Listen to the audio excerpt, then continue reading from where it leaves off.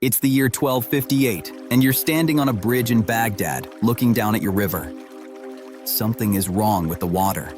The Tigris has turned black. It isn't oil. It isn't mud. It's ink.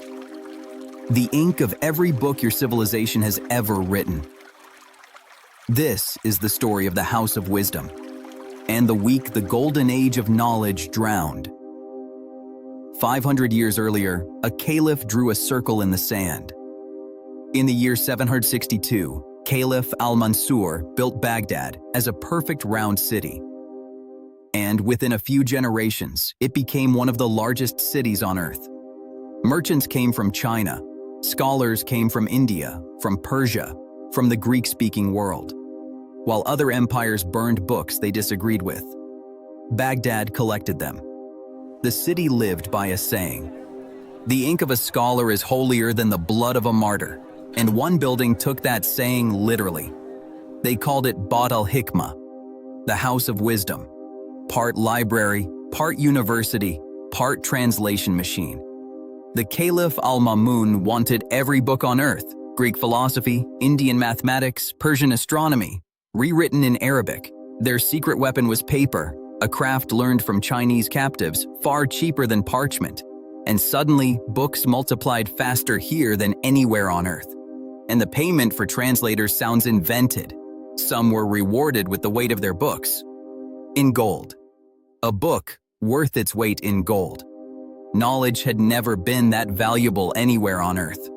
And that investment still pays out. Inside your pocket, every single day. A scholar there, al-Khwarizmi, wrote a book about solving equations. Its title gave the world the word algebra. And his own name, mangled by European tongues for centuries, became another word, algorithm. The numbers on your screen right now traveled through Baghdad. Hospitals there kept medical records. 3 brothers, the Banu Musa, built machines that ran themselves, including a flute that played its own music. Some call it the first programmed device in history. Astronomers measured the size of the Earth and missed by only a few percent, 1,000 years before satellites. One city held the memory of the entire world, which is exactly what made it a target. Because empires rot from the inside first. By the 1200s, the caliph's power was a shadow. Provinces had broken away. The armies answered to warlords now, not to Baghdad. The Golden City still glittered, but it had become a museum, guarding a treasure it could no longer defend. And far to the east, something was moving, something that had already swallowed half the known world and had never once been stopped. In 1258, Hulagu Khan, grandson of Genghis, arrived with one of the largest armies the region had ever seen. He sent the caliph a letter. Surrender and live. The last caliph, al-Mustasim, believed his city was untouchable, protected by its walls, by armies that no longer existed, by heaven itself. He refused. He even wrote back a warning. Attack this city, and the wrath of heaven will find you. It took the Mongols less than 2 weeks to break walls that had stood for 500 years. What followed was one of the darkest weeks in human history. The city was emptied. The dead were beyond counting.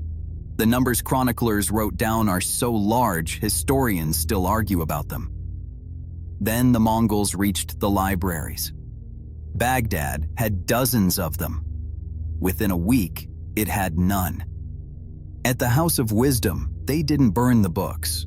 They threw them, all of them, into the Tigris. Witnesses wrote that the river ran black with ink for days, and that a rider could cross it on a bridge of swollen books. 5 centuries of human memory dissolving in the water.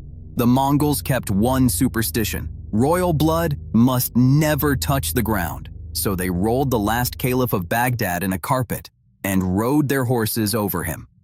500 years of the Abbasid Caliphate ended without one drop of royal blood touching the earth.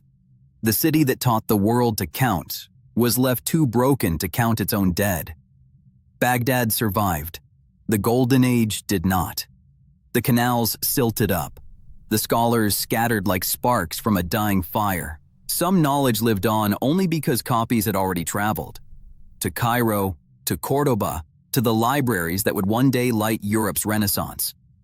And one quick-thinking scholar, Nasir al-Din al-Tusi, talked the Mongols into sparing thousands of volumes and carried them away to a mountain observatory. Everything else is at the bottom of a river. We will never know what we lost. Entire sciences, maybe. Cures.